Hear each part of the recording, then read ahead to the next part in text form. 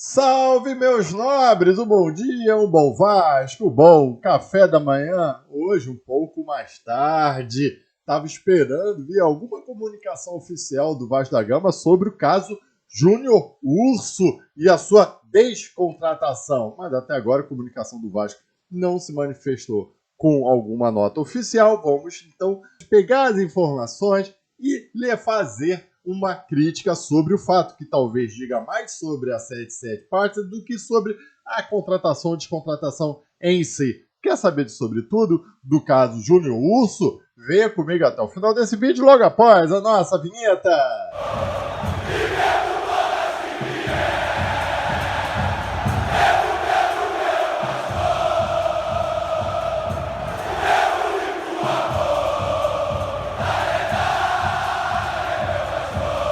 Bom dia, meus nobres, sejam muito bem-vindos ao Marca Vasco. Eu sou o Sérgio Marca, aquele que traz as notícias fresquinhas do Vasco da Gama para vocês e sempre a nossa crítica e a nossa opinião. Sendo assim, aqueles pedidos tradicionais, larga o dedo no like, muito nos ajuda. Inscreva-se neste canal para você ficar inteirado das notícias e de opiniões sobre o Vasco da Gama e aperte a sinetinha para você ser notificado. Amanhã a nossa live matutina agora, às 8 horas da manhã, passando para vocês as notícias do Vasco da Gama para você começar o dia bem informado sobre o gigante da colina. E hoje vamos falar sobre a contratação do Júnior Urso. Pessoas parecem que ele é um grande craque, mas a questão não é essa. A questão pode ultrapassar mais alguns pontos. Então aqui a gente vai falar sobre o fato e sobre as nossas opiniões, ok?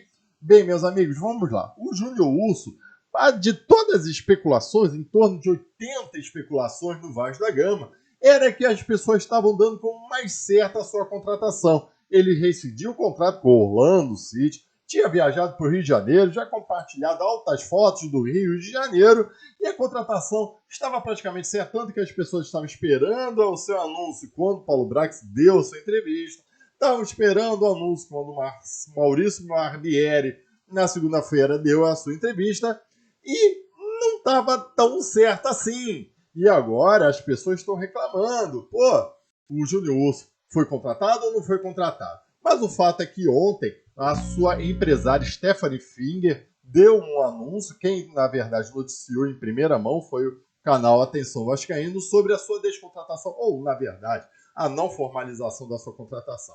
Abre aspas para o que a empresária do Júnior Urso falou. Estava negociando com o Vasco, mas desistiu.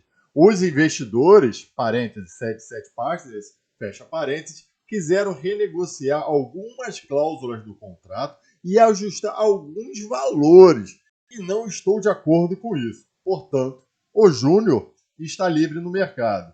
Eles têm um orçamento definido e não conseguimos nos acertar, respondeu Stephanie Finger.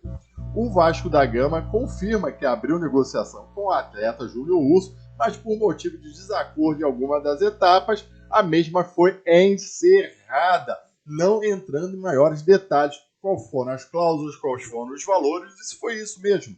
Então muita gente está levantando a hipótese que até mesmo um veto de Maurício Barbieri ocorreu, de Abel Braga ocorreu para a contratação desse jogador. O fato é que o Júnior Urso, um jogador de 33 anos, não assinou com o Vasco da Gama. Agora vamos lá para a nossa opinião. Primeiro, dá o like nesse vídeo, não esqueça que é muito importante.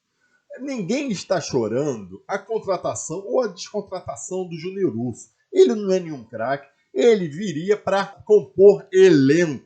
Quando numa época passada ele seria contratado, o Vasco nem ia ficar sabendo, só ia ver quando ele estivesse lá no banco de reserva, essa que é a verdade. Só que agora qualquer contratação tem que ter um anúncio, tem que ter entrevista coletiva. Júnior Urso seria contratado, estaria lá no banco fazendo os treinamentos e a gente nem se tocaria, essa que é a verdade. Então ninguém está reclamando da contratação ou da não contratação do Júnior Urso. Mas é engraçado que aquele site que dava como certo que o Júnior Urso agora eles estão levantando uma hipótese estranha que o Júnior Urso teria negado. Muito estranho, porque o Júnior Urso está viajando para Santos, talvez ele acerte com o Santos. Ou seja, todos aqueles sites, canais de YouTube, principalmente no Twitter, que dava como certo a sua contratação, agora que quebraram a cara, está jogando uma presunção de responsabilidade sobre o jogador, quando na verdade isso não deixa de ser uma mera presunção. Outra crítica que eu faço muito aqui é a comunicação do Vasco da Gama. Deixou vir a empresária com a sua narrativa para o canal fazendo o seu trabalho. Esse sim trouxe o furo de reportagem. O Vasco da Gama se limitou a responder: olha, não concordamos com algumas etapas e a negociação encerrada. Ou seja, a galera vai criar a narrativa que quiser, porque o Vasco da Gama não está se pronunciando, então foda-se. Essa é a comunicação do Vasco. Deixou vir o lado do jogador falar e ele simplesmente não tem que dar satisfação nenhuma a ninguém. E o que as pessoas estão fazendo? Levantando a hipótese, como a empresária falou, e talvez essa seja a única narrativa. Maurício Barbieri vetou o jogador, não vejo ele com tanta cancha assim, para vetar uma contratação que estava vindo antes mesmo da sua própria contratação.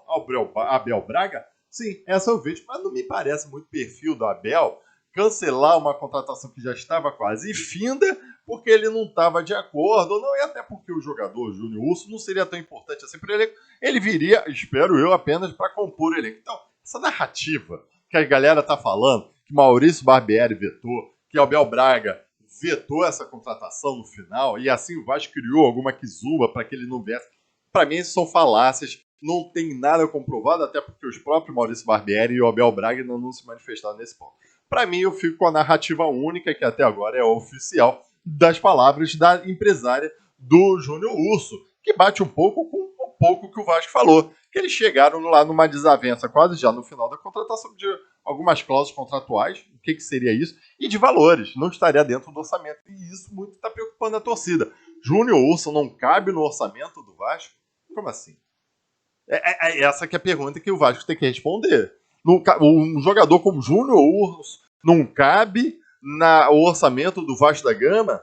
Pô, meus amigos, então que jogadores vão vir para o Vasco da Gama? E lembrando que o Vasco da Gama tem que compor um elenco até pelo menos 15 de janeiro, quando a gente vai jogar um amistoso lá no River Plate. Se você parar pensando que você ainda tem um recesso de Natal com o Réveillon, cara, é um jogador por dia que o Vasco teria que anunciar e até agora nada. Ah, estão jogando lá para abril, que é o que importa. Meu Deus, vai começar então a temporada em abril com o elenco fechado? Para você em 15 dias treinar e começar o Campeonato Brasileiro? É isso que as pessoas estão reclamando demais. E como assim, de novo, nós não estávamos milionários? Até agora não veio um jogador. E os jogadores especulados no Vasco da Gama estão acertando com outros clubes. Ou seja, os outros clubes estão se movimentando, principalmente aqueles que têm que realmente compor o elenco. E o Vasco da Gama, até agora, a gente tem que acreditar que estão sendo negociados os jogadores, que os jogadores estão vindo, e que, na verdade, faltam poucos assuntos para fechar o negócio, que a gente tem que confiar no Paulo Brax. Confiamos no Mazuco. Confiamos no Alexandre Pássaro, confiamos no Carlos Brasil, para todo final do ano a gente reclamar dele. E agora a gente vai confiar de novo no Paulo Brax, nesses investidores que estão vindo ao Vasco da Gama, que até agora, qual foi o grande investimento deles? Ah, na reforma do CT Moacir Barbosa. Ok, que reforma é essa? E será que eles estão pagando mesmo? Ou será que não foi a associação que pagou? Ninguém está falando que até agora eles reformaram. Na verdade, está tendo uma reforma lá no CT Moacir Barbosa, mas está sendo feito por quem? A gente imagina que tenha sido eles, 77 Partners, com dinheiro de investimento inicial aí, que estão pagando essa reforma. Ou seja, então, para a torcida vascaína, até agora, realmente não tem qualquer movimentação para a formação de um elenco. A única movimentação são saídas. Yuri Lara já confirmou sua saída, possivelmente, para o Japão, Yokohama.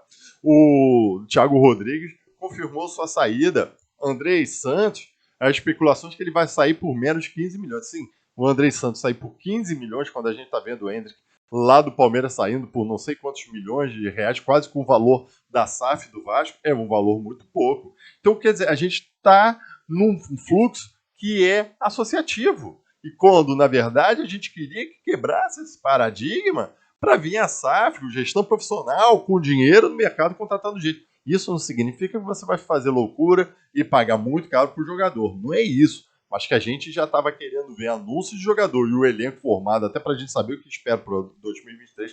Isso com certeza. E não é isso que a gente está vendo. Eu até agora não sei quantos jogadores foram apresentados lá no CT Moacir Barbosa. Será que eles conseguiram fechar pelo menos um rachão?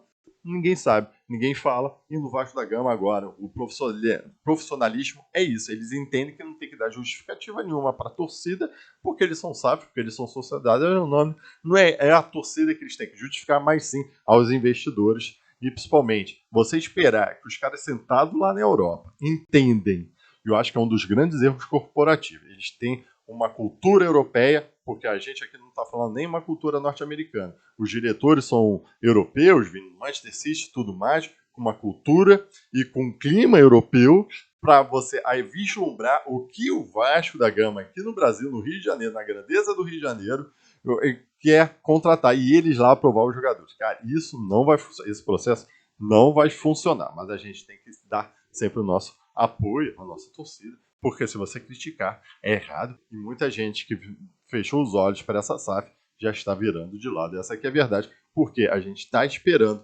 uma coisa mais concreta. E essa contratação ou descontratação do Júnior Urso muito mais fala da 77 Partes, onde ela fecha os olhos, tem que ser da forma que ela quer e não, talvez, não esteja enxergando o mercado e a real necessidade do Vasco da Gama, porque eles estão lá, sentados na Europa, imaginando o fluxo deles lá que funciona para eles, talvez nem funcione tanto assim. Já visto o Genoa não ser um grande clube, o Stand Liège também não ser um grande clube, mas enfim, tem que respeitar o processo. E isso muito está me preocupando. Essa história do Júnior Urso diz muito mais todo esse processo de contratação e não contratações do Vasco da Gama com a 77 Partes do que meramente uma contratação de um jogador como ele. Ok, meus amigos, acho que eu tentei passar aqui para vocês a minha expectativa sobre isso, minha opinião sobre isso. Eu quero que vocês comentem aqui abaixo no que vocês pensam sobre essa descontratação do Júnior Urso. Muito obrigado por acompanhar esse vídeo. Tchau e saudações vascaínas!